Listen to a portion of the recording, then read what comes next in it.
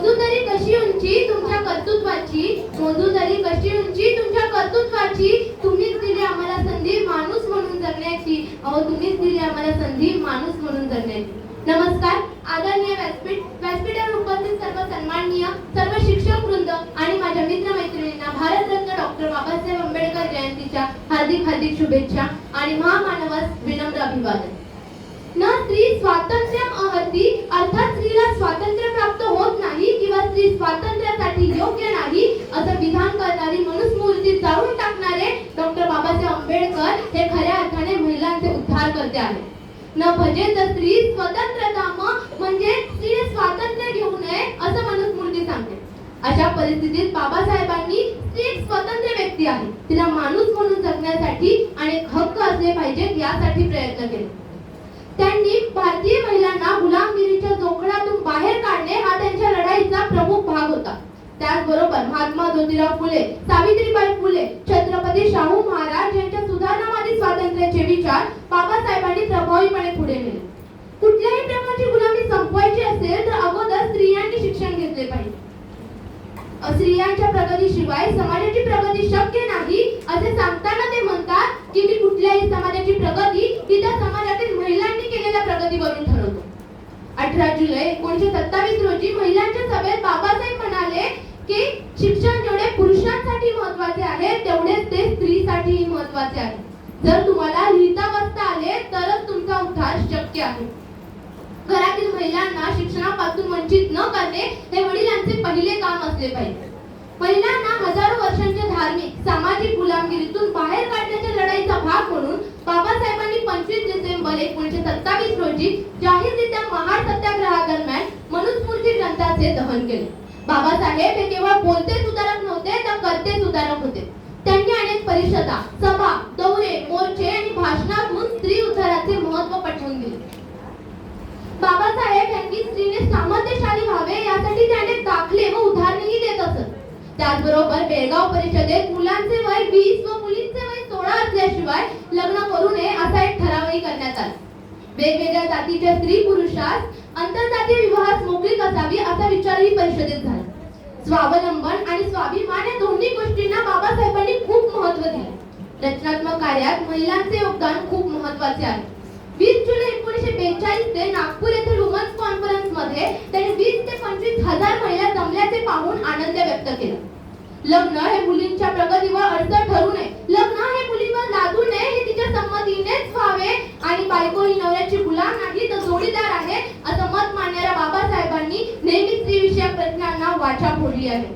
10 November 1938 रोजी बाबासाहेबांनी मुंबई विधानसभेत महिलांविषयीचे प्रश्न जोरदारपणे मांडले.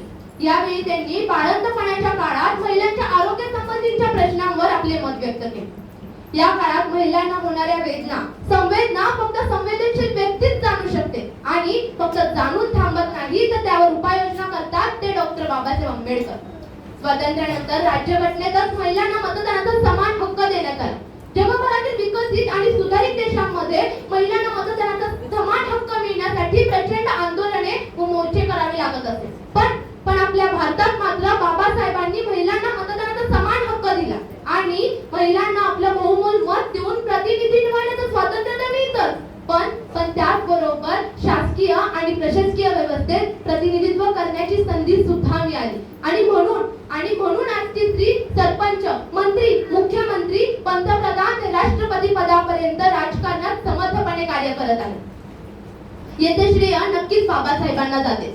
मंत्री असतानाही त्यांनी महिला सक्षमीकरणाचे निर्णय घेतले आणि अनेक अंमलबजावणी केली. खाणकामगार महिलेला प्रसूती भत्ता, कोळसाखणीत काम करणाऱ्या महिलांना पुरुषांइतकीच मजुरी, 1 महिन्याची हक्काची रजा, वैद्यकीय रजा, त्याचबरोबर दुखापत झाल्यास नुकसान भरपाई आणि 20 वर्ष सेवा पूर्ण झाल्यास निवृत्ती वेतन असे अनेक महिलांबाबतीचे निर्णय बाबासाहेबांनी घेतले. 1947 साली त्यांनी कायदा मंत्री असतानाही हिंदू कोर्ट बिलाचा प्रस्ताव संसदेत मांडला. हे विधेयक म्हणजे समस्त स्त्री वर्गाच्या जीवनात क्रांतिकारी बदल घडणारे पाऊल होते. यात अस्पृश्यतेचे उच्चाटन, लग्नासंबंधातील स्त्री पुरुष समानता, स्त्रियांना घटस्फोट देण्याचा अधिकार, नवऱ्याने केलेल्या अन्याय अत्याचाराविरुद्ध दाद मागण्याचा अधिकार, त्याचबरोबर वारसा हक्काचा लाभ इत्यादी तत्वे या बिलात मांडण्यात आली. पण दुर्दैवाने या विधेयकाला संसदेत